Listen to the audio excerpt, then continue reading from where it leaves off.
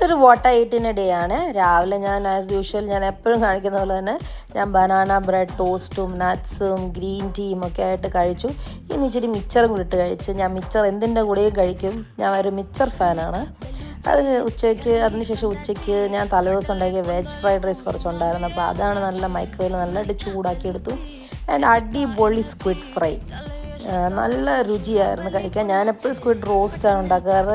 ആദ്യമായിട്ട് ഞാൻ squid fry try നോക്കി, നല്ല ടേസ്റ്റായിരുന്നു, നല്ല അടിപൊളി ടേസ്റ്റ്. എനിക്ക് വായിൽ വെച്ചപ്പോൾ തന്നെ എനിക്ക് എൻ്റെ മനസ്സ് നിറഞ്ഞു സ്ക്വിഡ് ഫ്രൈ തിന്നിട്ട്.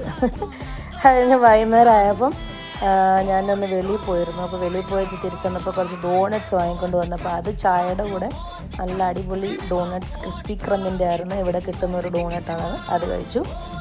അത് കഴിഞ്ഞിട്ട് രാത്രിയായപ്പോൾ കുറച്ച് പുട്ടും പഴവും കൂടെ കഴിച്ചു. ഇതായിരുന്നു ഇന്നത്തെ വാട്ടർ എയ്റ്റിൻ്റെ ഡേ. Bye bye.